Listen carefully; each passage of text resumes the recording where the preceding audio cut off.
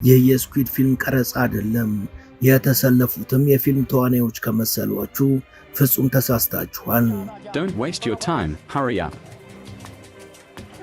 Move forward a bit, make a straight line. Here, surprise. ሰዓታት አባክን፣ ፈጠን በሉ፣ ቀጥ ያለ መስመር ስሩ። ባለፈው እንዴት እንደሚሰራ አሳይቻችሁ ነበር እና መድገም አለብኝ ማለት ነው። ቻይናዊው አለቃ እንዲህ ሲያንባርቅ የምትሰሙትም በሀገሩ መዲና ቤጂንግ ላይ አይደለም። ይልቁንም በቅኝ አልገዛም ብላ ለዓለም ጥቁር ሕዝቦች ኩራት በሆነችው በኢትዮጵያ የአፍሪካ ሕብረት መቀመጫና የዲፕሎማሲ ከተማ በሆነችው በአዲስ አበባ ዳርቻ እንጂ።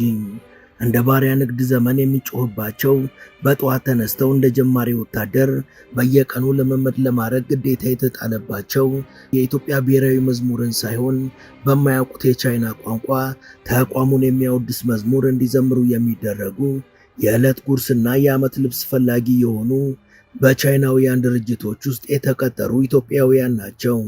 ሊያውም በሀገራቸው ላይ። እነዚህ ምስኪን ሰራተኞች ኋንጃን በተሰኘው የቻይና ጫማ ፋብሪካ ውስጥ የተቀጠሩ ናቸው። ፋብሪካው በኢትዮጵያ ትልቅ ጫማ አምራች እንደሆነም ይነገርለታል። ሰራተኞቹ በየቀኑ ወታደራዊ ልምምዳቸውን ካከናወኑና ቻይናውያን አለቆቻቸውም የሚችሉትን ያህል ካንባረቁባቸው በኋላ የማይቀረውን መፈክር አሰምተው ወደ ስራቸው ይገባሉ። ይህን መፈክር 5000ዎቹም የድርጅቱ ሰራተኞች በቃላቸው የመሸምደድ ግዴታ አለባቸው።